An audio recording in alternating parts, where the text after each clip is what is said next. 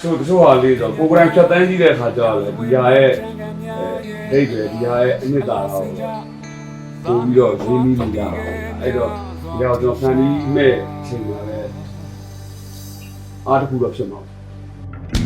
မင်းတဲ့ဒန်ဒါရီတွေကန်ဝင်းတွေခဏချင်းရဲ့အမွေ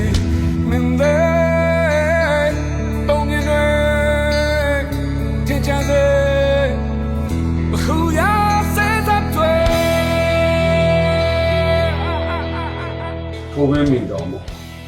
ထိုးခွင်းအတွက်တချင်းပေါ့နော်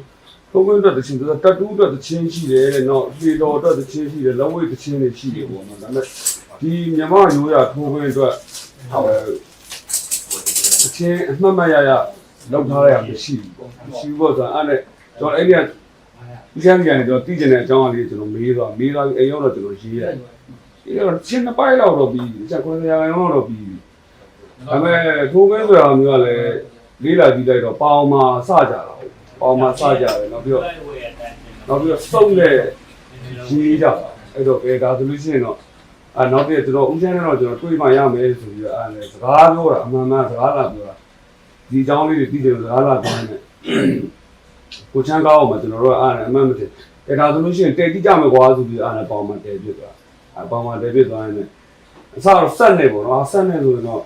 ဟိုတကယ်အနှစ်သာရကိုသိမှာမဟုတ်ဘူးဒါဆိုလို့ရှိရင်တော့နည်းနည်းအနှစ်သာရမြည်အောင်ဆိုပြီးကျွန်တော်ဒီကပြောရင်တော့လေးလာရင်လည်းမူကြီးတယ်ပေါ့